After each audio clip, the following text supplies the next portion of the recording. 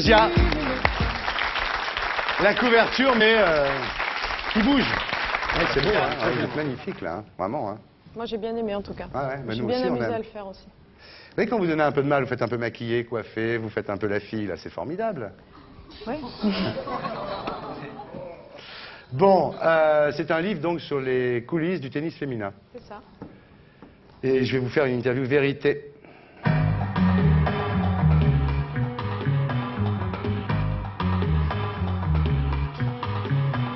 Bien. Alors, c'est un livre très intéressant.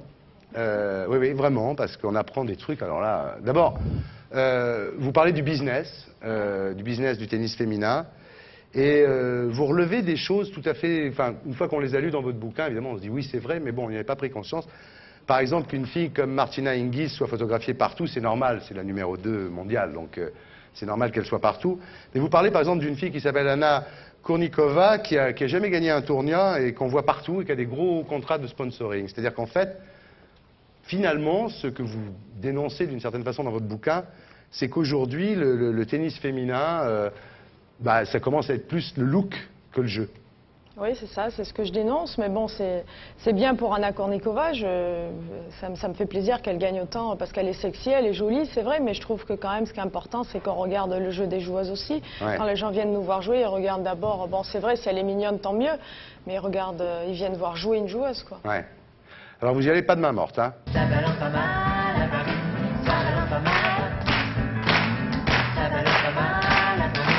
ça balance aussi.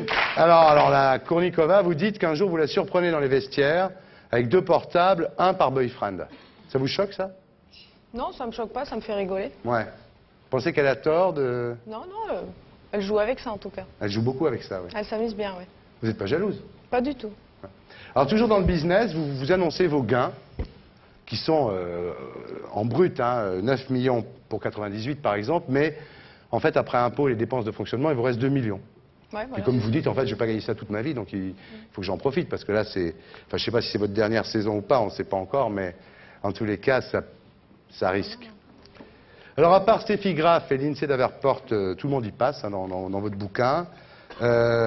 Williams, vous dites, au moment d'entrer sur le court, pardon, elle vous regarde comme si vous étiez une naine. Mais vous ne croyez pas que c'est un jeu, ça? C'est comme à la boxe, quand Mohamed Ali, oui. Il dit à l'autre, t'es interminable, je vais t'écraser, non? Si, c'est un jeu. On se regarde un petit peu bizarrement dans les vestiaires avant de rentrer. Même sur le court, en changement de côté, on n'hésite pas à bien se regarder dans les yeux et à se dire, bah, tiens, la prochaine, tu vas voir, tu vas pas pouvoir la voir, quoi. Ouais. Monica Seles, alors vous dites, elle a un excédent de bagage pondéral. Pourquoi elle est... Monica Seles Monica Seles, elle a beaucoup apporté au tennis parce qu'elle est arrivée, elle était carrément dans le court, elle prenait la balle très tôt. Moi, personnellement, elle a fait remettre en question mon jeu. Ouais. Et c'est grâce à elle aujourd'hui que j'ai un jeu très offensif. Ouais. Alors, il y en a une qui, alors là, vous n'avez pas de main morte, c'est Marie Pierce. Vous dites, j'espère qu'elle s'arrête à la créatine. Il ne faut pas nous prendre pour des imbéciles. On sait bien que la créatine, ça peut masquer d'autres produits. Oui, c'est la vérité. Ouais. Oui, c'est la vérité, mais enfin, vous savez, comme toutes les vérités... Pas tout le monde les exprime tout le temps, quoi. Non, mais c'est bien. Hein.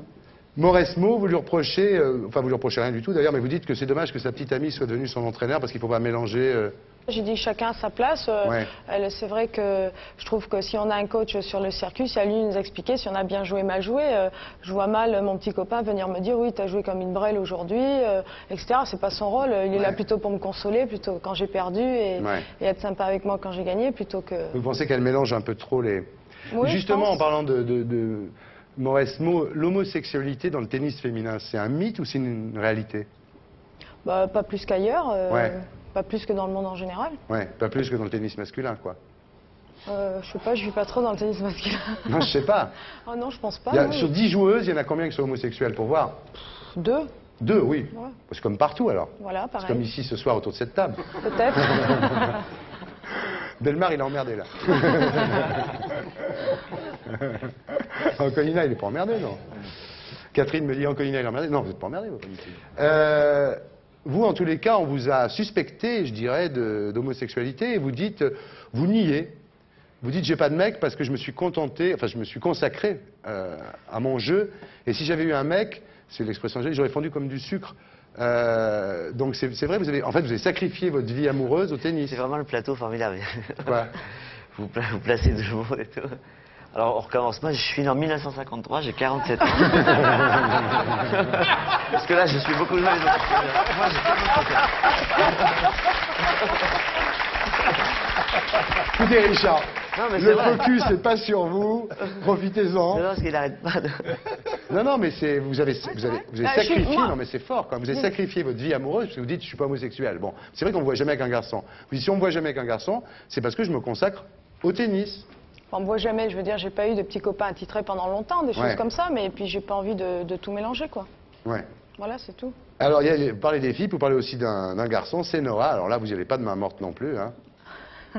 Non, je sais pas, moi j'ai lu le bouquin. Vous dites, il représente tout ce que j'ai toujours combattu dans ma vie, le travail à court terme, par à coup, on fait un hold-up et hop. Bah, parce que je pense que Yannick aurait pu faire une carrière Ouais. meilleure s'il n'avait pas fait tout ce qu'il a fait, quoi. Il est aurait un peu pu- comme Mauresmo, c'est-à-dire c'est des gens qui s'éclatent en jouant. Ouais, c'est ça. Mais moi aussi, je Et- m'amuse en jouant. Ouais, mais vous êtes quand même plus straight, vous, non? Voilà, c'est ça. Eux, ils s'éclatent en jouant, donc il faut se marrer, quoi. Alors que vous êtes plus rigoriste, d'une certaine Plus façon. rigoureuse. Ouais, plus rigoureux, Tout à si fait. vous voulez, ouais. Ouais. Mais vous dites, j'ai lu dans un journal cette semaine, dans un magazine, vous dites il est inabordable, Noah. Pour moi, oui, ça a été dur de vous a communiquer snobé, avec lui. là, au Mais moment c'est de la peut-être- Fed Cup Ah non, et pas tout du ça tout. Non, Non on n'a pas su. C'est peut-être de ma faute aussi. J'ai peut-être pas su pas assez bien communiquer avec lui. Alors, le tennis féminin, vous dites donc c'est de plus en plus sexy, donc c'est de plus en plus le look, la beauté, les love stories, les scandales. Les critères athlétiques disparaissent au profit des critères esthétiques. C'est quoi la commitment list? Commitment list. Oui. La commitment list, c'est quand vous faites partie des 20 meilleures joueuses du monde. Les directeurs de tournoi choisissent les meilleures joueuses qu'ils veulent avoir dans leur tournoi. Donc ils font, voilà, nous on aimerait avoir Hingis, Davenport. Donc plus il y a de directeurs de tournoi qui les veulent, ouais. plus elles seront en haut de la liste, quoi. Mais en fait, ça n'a rien à voir avec le classement ATP, en fait.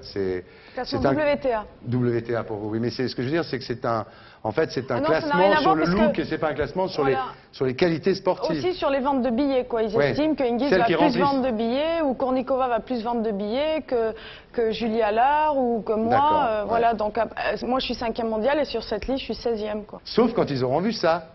Peut-être. Là, là, vous allez être première, là. Peut-être. Si on leur montre le petit bout de magnéto qu'on a vu, puis la couverture du livre, à mon avis. Pourquoi vous n'allez pas sur le cours comme ça? Vous aurez pas numéro 1 de la commitment Non, list. mais non. Alors, vous dites donc que le tennis féminin est de plus en plus sexy, hein, c'est ce qu'on vient de dire, et toujours aussi sexiste.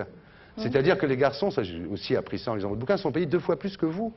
2 fois plus sur le circuit en général, oui, mais dans les grands chelems, non, quand même pas tout à fait. Ouais. On se rapproche de plus en plus du prize money des garçons, mais c'est pas ça encore. Donc Ouais. c'est vrai qu'on demande aujourd'hui, on demande les joueuses, on demande d'avoir égalité de prix du moins dans les grands Bah, c'est chelems. normal.